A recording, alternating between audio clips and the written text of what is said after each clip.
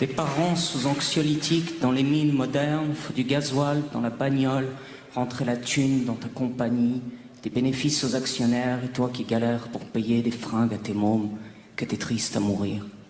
La jeunesse est au shit, à la C, à la colle. Dis-moi qu'est-ce qu'on lui offre qui vale mieux que ça, que l'appât du gain toujours encore de l'avoir sur nos êtres. Nous n'avons plus de rêve que celui d'oublier. Tu les as vus, les autres?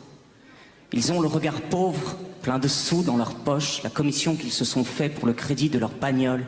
Ils sont en Porsche ou en Aston, toujours accompagnés d'une conne. Ils ont le regard de la mort, le regard de la mort. L'obscurantisme, décidément, fait des petits de jour en jour. C'est sûr, eux, ils brûlent pas de bagnole, pendant qu'ils font des farondoles dans leur putain de boîte de nuit, dans leur putain d'assemblée. C'est sûr qu'ils font partie de la communauté.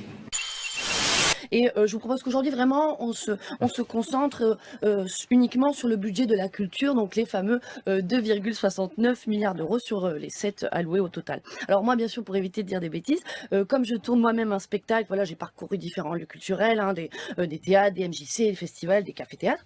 Moi, j'ai préféré demander finalement directement à ces structures leur avis sur l'utilisation de ce fameux budget de la culture. Et quelle n'a pas été ma surprise quand la grande majorité, pour pas dire tous, m'ont répondu mais enfin Nicole, du budget du ministère de la Culture, nous ne recevons rien, puisque apparemment comme ils n'ont ni DRAC, ni SMAC, ni autre rime en hack, que ce ne sont pas des opéras, ni des théâtres conventionnés, qui jouent des pièces conventionnées avec des auteurs. Comment vous faites les pièces conventionnées? Oui, qui mangent des chips conventionnés quand ils ont faim. Et ben ils ne reçoivent rien des 2,69 milliards d'euros. Alors que moi c'était drôle parce que comme c'était des lieux, des centres culturels, je pensais naïvement que c'était subventionné par la culture. Oh, je suis con. Ouais. Non, ce sont surtout les collectivités, donc communes, départements, qui les subventionnent ou pas. Prenons notamment le cas du Carpe Diem, petit théâtre dans lequel j'ai créé mon spectacle, implanté dans le quartier populaire de la Belle de Mai à Marseille. Alors quand je dis populaire, pour évaluer la popularité du quartier, il faut quand même savoir que la deuxième fois que j'ai joué chez eux, il y avait ni son ni lumière, parce qu'une heure avant que j'arrive, ils s'étaient fait fracturer la porte à coups de pied de biche et voler la table de régie, tout ça en plein jour, un dimanche après-midi. Mais Nicole Chazelle, donc la directrice de ce petit théâtre, pas découragée par l'événement, avait continué de dealer du théâtre au milieu des dealers de shit, puisqu'elle avait vu qu'un gamin, quand il tient son texte à la main, il a beaucoup plus de mal à rouler des joints, sauf bien sûr pour ceux qui fument du Molière. Et sauf que voilà, à l'approche de 2013, voilà que Madame Chazelle me raconte que cette année, elle n'a pas reçu et ne recevra aucune subvention. Et moi je lui dis mais c'est pas possible, enfin Madame Chazelle, en 2013 à Marseille, la culture devient capitale. Il y a une centaine de millions d'euros de subventions lâchées dans la nature. Je dis c'est donc que quelqu'un a dû prendre ta part. Donc qu'est-ce que j'ai fait? Je me suis munie d'une épuisette à subvention, et je suis descendue dans Marseille. Alors là, dans la Canebière, il n'y avait rien, au cours Lyoto non plus, jusqu'à ce que j'arrive au Vieux-Port. Et là, il y avait un tas de subventions, Madame la ministre, mais énorme, un truc mais monstrueux, ça dégoulinait de subventions sur plusieurs mètres. Le fameux MUSEM, musée des civilisations européennes et de la Méditerranée. La diabolisation, c'est donc rendre votre adversaire tellement odieux que l'opinion va dire oui, il faut faire quelque chose. Et dans la diabolisation, le truc le plus fréquent, c'est de l'assimiler à Hitler et aux nazis. Et donc ici, on a de nouveau avec M. Kouchner, on a au moment où il avait un peu infiltré Médecins du Monde, ils ont fait une campagne, un camp de prisonniers où l'on purifie les ethnies, ça ne vous rappelle rien. Et on a donc des prisonniers, nous dit-on, d'un camp tenu par les Serbes en Bosnie, qui sont, nous dit-on, derrière des barbelés. Vous en voyez un qui a l'air complètement décharné, donc les traitements doivent être abominables. Et comme on risque de ne pas avoir bien compris, on vous colle un mirador d'Auschwitz juste à côté pour que vous compreniez que ceux que nous attaquons en Yougoslavie sont des nazis comme Hitler et que donc on est, comme d'habitude, dans un combat antifasciste et nous, on est les démocrates, on est les bons. Ça, c'est donc une image qui a été diffusée en 1992 pour justifier la préparation de l'entrée en guerre de l'OTAN et le travail de la France dans ce conflit. Ce qui est intéressant dans cette affiche de M. Kouchner, c'est que vous avez l'impression que ces gens sont derrière les barbelés. Mais j'ai pu consulter les images qui ont été tournées par une équipe locale parce que toute la scène a été filmée. En fait, il y a une journaliste de la télévision britannique qui vient pour faire un reportage, qu'elle va faire d'ailleurs, et qui va être un reportage à choc, où elle va montrer ces gens derrière les barbelés, et puis elle va faire un commentaire comme quoi c'est Auschwitz.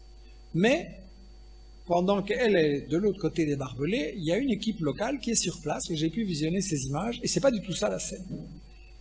Les types, ils sont pas derrière les barbelés, c'est la journaliste qui est derrière les barbelés. Et les barbelés, c'est juste un petit carré dans lequel, dans ce camp, on a en fait mis en sécurité du matériel comme des caméras et du matériel pour ne pas qu'il soit volé. Donc, elle dit à son caméraman, et ça on l'entend, tu prends juste les 3 choses et tu fais un close-up pour qu'on ne se rende pas compte qu'en fait ces gens ils circulent là-bas derrière. Ça fait une vingtaine, trentaine d'années qu'on commence à parler d'économie verte avec la prise de conscience de la crise environnementale. Et donc c'est une réponse économique finalement à la crise environnementale qui consiste à se dire que désormais la nature finalement, la biosphère, qui jusqu'ici a été considérée comme extérieure aux activités humaines, doit être réintégrée dans les activités humaines et doit devient une ressource économique. Et donc doit être intégrée dans les grands circuits de l'économie, dans la production, dans le circuit du capital. C'est ceci l'économie verte. L'économie verte est très liée à la croissance verte. C'est-à-dire que l'économie verte, c'est une manière de poursuivre finalement le modèle de croissance, le modèle de développement, en le rendant plus propre, avec le présupposé que ce modèle de croissance est nécessaire pour réduire la pauvreté. Simplement, la croissance ne peut plus être grise comme elle a été pendant 2 siècles. Désormais, on doit avoir une croissance verte. Et c'est, pour moi, l'illusion de la poursuite d'un modèle qui est à l'origine de la crise écologique. Mais illusion donc de pouvoir conserver les fondamentaux de ce modèle tout en sauvant les écosystèmes. Et lorsque l'on nous parle aujourd'hui de crise économique, on oublie de nous dire que la crise n'est pas venue de façon subite. La crise existe du tout temps. Et elle ira en s'aggravant chaque fois que les masses populaires seront de plus en plus conscientes de leurs droits face aux exploiteurs.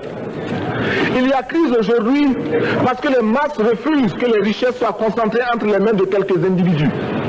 Il y a crise parce que quelques individus déposent dans des banques à l'étranger des sommes colossales qui suffiraient à développer l'Afrique.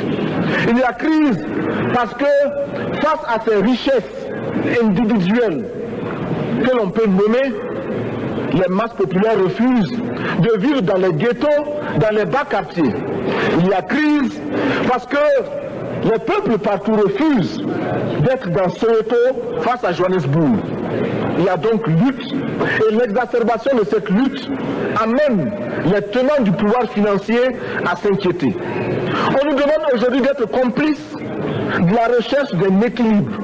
Équilibre en faveur des tenants du pouvoir financier, équilibre au détriment de nos masses populaires. Non, nous ne pouvons pas être complices. Non, nous ne pouvons pas accompagner ceux qui sucent le sang de nos peuples et qui vivent la sueur de nos peuples. Nous ne pouvons pas les accompagner dans leur démarche assassine. J'accuse l'État, prétendu garant de l'État de droit, de faillir à ses devoirs, et les plus fondamentaux même, quand ce ne serait que ceux instruits par la Déclaration des droits de l'homme, stipulant que nous sommes tous égaux devant la loi. J'accuse la politique étatique de n'être que ce qu'elle est, une oligarchie politicarde à des années-lumière du sens politis du terme grec et dont la pratique serait au service de la cité. J'accuse le nationalisme érigé en front commun de pensée, de comportement et qui prône dans ses flatulences et ses rots ponctuels l'exclusion, la discrimination, la manipulation, la domination, l'exploitation, l'effraction des consciences, l'infraction du droit social, économique, civil, pénal. J'accuse cette même oligarchie de nous contraindre à la pensée unique et télécrate par induction de planification culturelle, sociale, économique, historique.